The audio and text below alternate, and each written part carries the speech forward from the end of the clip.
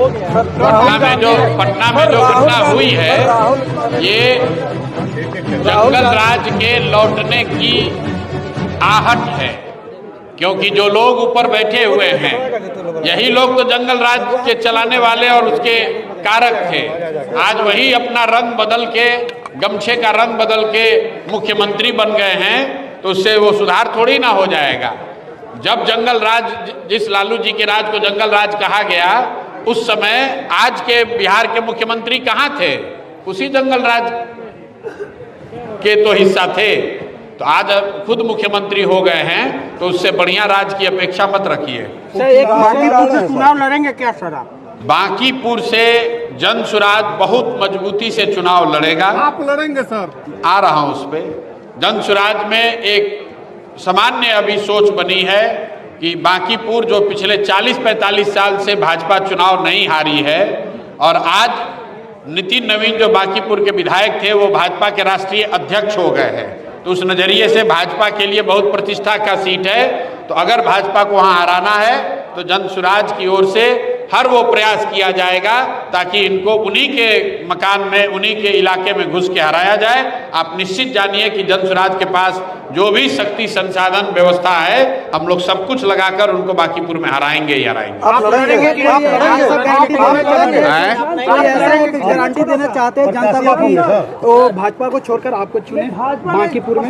भाई ऐसा है, मैं फिर आपको दोहरा दे रहा हूँ, बांकीपुर विधानसभा भाजपा पिछले 40 साल से नहीं हारी है।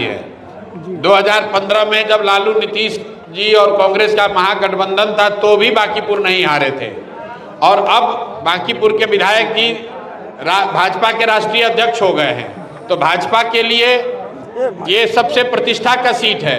तो हम लोगों ने तय किया है कि भाजपा ने जो काम हम लोग के साथ किया, जन सुराज को हराने के लिए 10-10 हजार रुपये बांटकर वोट खरीदा है, तो उनको अगर राजनीतिक सबक सिखाना है तो उनको उनके घर में, उनके मांद में घुसकर बांकीपुर में हराएंगे, तभी ये हिसाब बराबर होगा। आप लड़ेंगे? मैं आपको फिर कह रहा हूँ कि जो कुछ भी करना पड़ेगा वो सब किया जाएगा।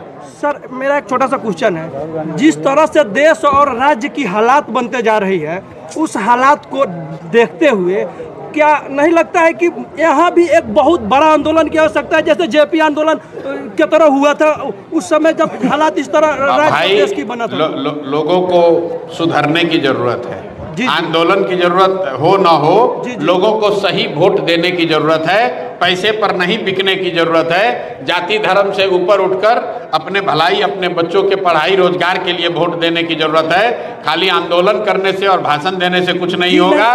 5 बरस जिस सरकार ने आपको लूटा, जिस सरकार ने 5 बरस लूटा, आपके बच्चों को बेरोजगार बनाया, आपके बच्चों को पलायन करने के लिए मजबूर कर दिया, उसी सरकार को, उसी दल को जाकर आप 200 लोगों को वोट देकर जिताए हैं, तो चाहे जीवन भर आंदोलन कीजिए। अभी टीआरई के छात्र आंदोलन कर रहे हैं, उन पर लाठी चली है, और वही बच्चे जब वापस आएंगे, वो बच्चे और उनके परिवार वाले फिर उसी नीतीश कुमार, उसी जदयू, उसी मोदी को वोट देंगे। तो आंदोलन ऐसा है, कोई नेता या सत्ता में बैठे हुए लोग आंदोलन से नहीं डरते हैं, नेता सिर्फ वोट का चोट समझता है। तो जनता को ये समझना होगा, जितना भी आंदोलन कर लीजिए, जितना भी चिल्ला लीजिए, जब तक वोट से नहीं हराई। दीक्षांत एडुटेक लाया है दीक्षांत सी लर्निंग ऐप। बने दीक्षांत का चैनल पार्टनर और अर्न करे लाखों रुपए प्रति महीने। चैनल पार्टनर बनने के लिए विजिट करें www.dikshans.com। हमारे YouTube चैनल को सब्सक्राइब और Facebook पेज को लाइक करना ना भूले। धन्यवाद।